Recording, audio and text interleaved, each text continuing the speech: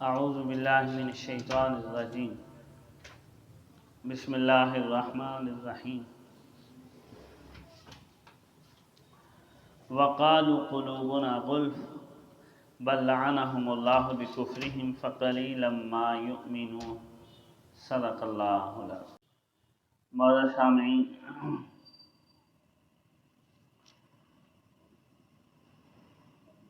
گزشتہ آیات کے اندر یہ بات بیان کی گئی کہ اللہ رب العزت نے بنی اسرائیل کے سلجھاؤ اور بہتری، رشد و ہدایت کے لیے انبیاء علیہ السلام کا مسلسل سلسلہ جاری رکھا۔ ان انبیاء میں سے عیسیٰ علیہ السلام، موسیٰ علیہ السلام جیسی عظیم ہستیاں بھی آئیں، کتابیں اتاری گئیں، قانون، دستور حیات مکمل عطا کیا گیا، لیکن یہ لوگ تکبر، نفس کی پیروی کرتے رہے اور انبیاء علیہ السلام کی پیروی سے انحراف کی۔ اسی طریقے سے نبی علیہ السلام بھی انبیاء علیہ السلام کے سلسلے کی ایک کڑی ہیں، خاتم النبیین ہیں۔ جب یہ اپنی قوم کے نبیوں کی انہوں نے بات نہیں مانی تو حضور علیہ السلام تو چونکہ بنو اسماعیل میں سے تھے تو ان کو کنارہ کشی کے اور بہانے مل گئے۔ اب آگے یہ بتایا جا رہا ہے کہ جب نبی علیہ السلام ان کو دعوت دیتے دین اسلام کی تو ایک جملہ یہاں ان کا ذکر کیا جا رہا ہے کہ قالوا قلوبنا غلف، کہتے ہیں ہمارے دل پردوں کے اندر ہیں۔ غلف کا ایک ترجمہ پردے سے کیا گیا ہے، اور اس کا مطلب یہ ہے کہ یہ کہتے ہیں کہ ہمارے دل بڑے محفوظ ہیں، پردوں کے اندر ہیں، ہمارے اوپر غیر کی بات اثر نہیں کرتی، جو ہم جس کو ٹھیک سمجھیں وہی ہمارے اوپر اثر انداز ہوتی ہے، ہمارے دلوں تک گمراہی نہیں پہنچ سکتی، اور ہمارے دل بڑے محفوظ ہیں پردوں کے اندر۔ اور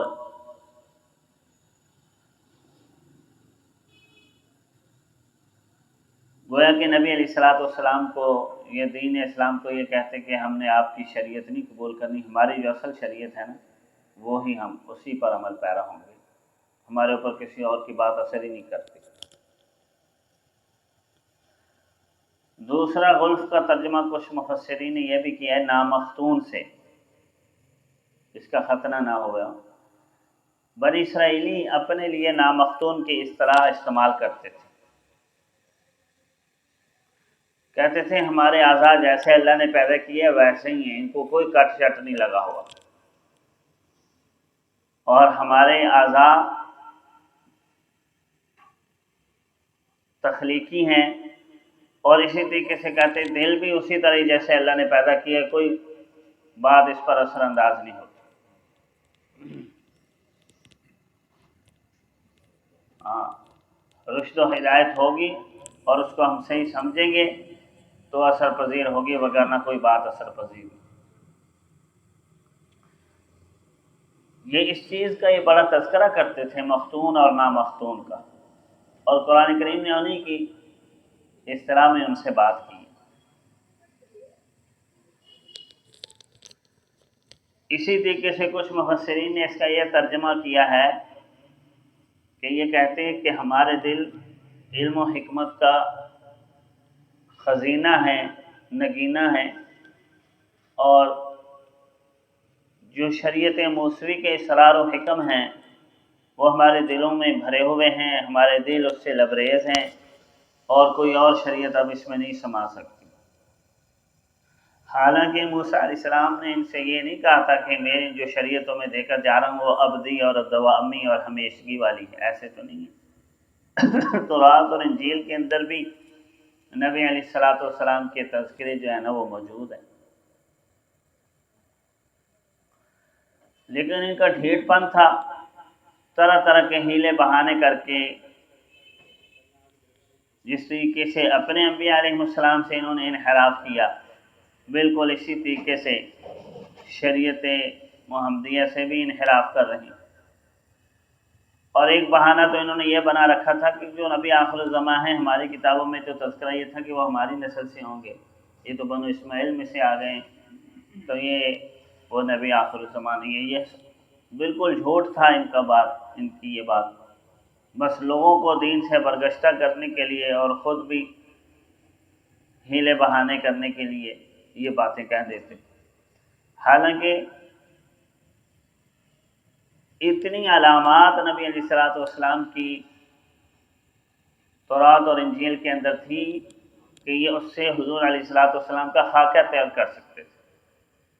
تصویر بنائی ہوئی تھی انہوں نے۔ بعض عیسائی گرجا گھروں کے اندر حضور علیہ الصلوۃ والسلام کے ساتھ ساتھ آپ کے پہلا خلیفہ کون سا ہوگا، دوسرا خلیفہ کون سا ہوگا، اس کی کیا علامات ہوں گی، ان کے بھی مجسمے انہوں نے تیار کر کے رکھے ہوئے۔ اور قرآن کریم بھی یہی کہتا ہے کہ یعرفونہ کما یعرفون ابناءہم، کہ یہ حضور کو تو ایسے پہچانتے جیسے اپنے بیٹوں کو پہچانتے ہیں، لیکن صرف جھوٹ تھا اور وہی تکبر، خواہشات نفسانی، دنیاوی لالچ، جس کی وجہ سے دین اسلام کو قبول نہیں کرتے، نبی علیہ الصلوۃ والسلام کی پیروی سے انحراف کرتے۔ آگے اللہ رب العزت فرما رہے ہیں کہ یہ جو کہہ رہے ہیں نا ہمارے دل بڑے محفوظ ہیں، اسرار و حکم سے لبریز ہیں اور کوئی چیز ان پر اثر انداز نہیں ہوتی، فرمایا یہ وجہ نہیں ہے، وجہ یہ کہ ان کے اوپر پھٹکار پڑی ہوئی، اللہ کی لعنت اور پھٹکار ہیں ان کے کفر کی وجہ سے،